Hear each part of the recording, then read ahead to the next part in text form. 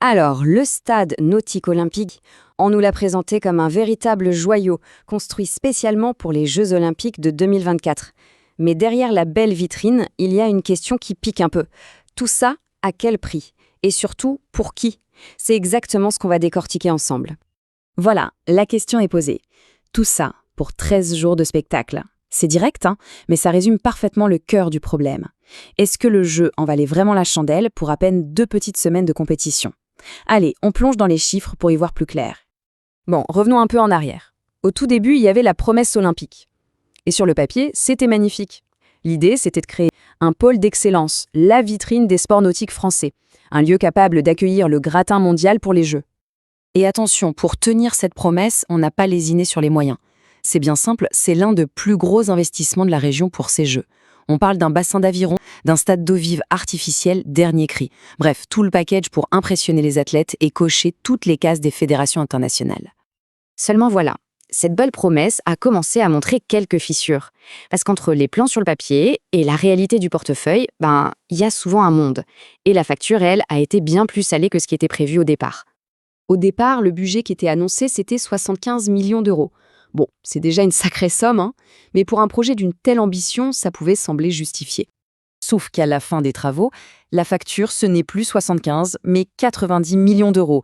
Hop, 15 millions de plus. Une rallonge quasi entièrement payée par l'argent public de la région. Alors la question c'est, pourquoi? Que s'est-il passé?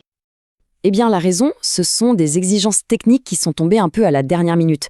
En gros, pour que les télés du monde entier puissent filmer sous tous les angles et avoir des images parfaites, il a fallu des aménagements très spéciaux. Ajoutez à ça des normes de sécurité drastiques et paf, le budget explose. Logique, en un sens. Et si seulement ça s'était arrêté là? Mais non. Le dérapage du budget de construction, en fait, ce n'était que l'apéritif. Le vrai problème, il est arrivé juste après. Une fois le stade construit, c'est tout le modèle économique prévu pour le faire tourner qui a commencé à prendre l'eau à son tour. Regardez cette chronologie. Elle parle d'elle-même. Avril 2021, la région signe un gros contrat de gestion de 15 ans avec un groupe privé. L'idée, c'était de leur confier les clés du camion. Sauf que ça a très vite déraillé. Dès 2022, paf, 2,1 millions d'euros de déficit. L'année d'après, encore pire, 2,4 millions. Bref, c'était intenable. Du coup, la région a dû tout arrêter, bien avant la fin. Alors, qu'est-ce qui a cloché?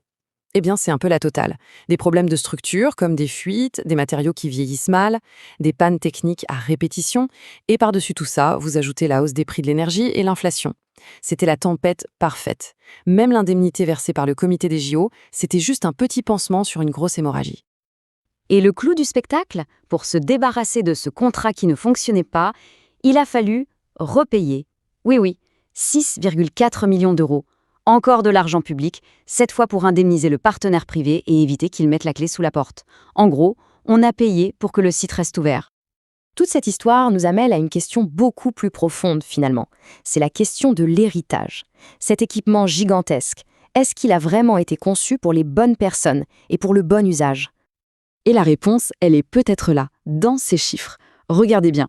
Qui fréquente le site au quotidien? Eh bien, à 62%, ce sont des gens du coin, des résidents qui vivent à moins de 10 km. Ce sont avant tout des locaux.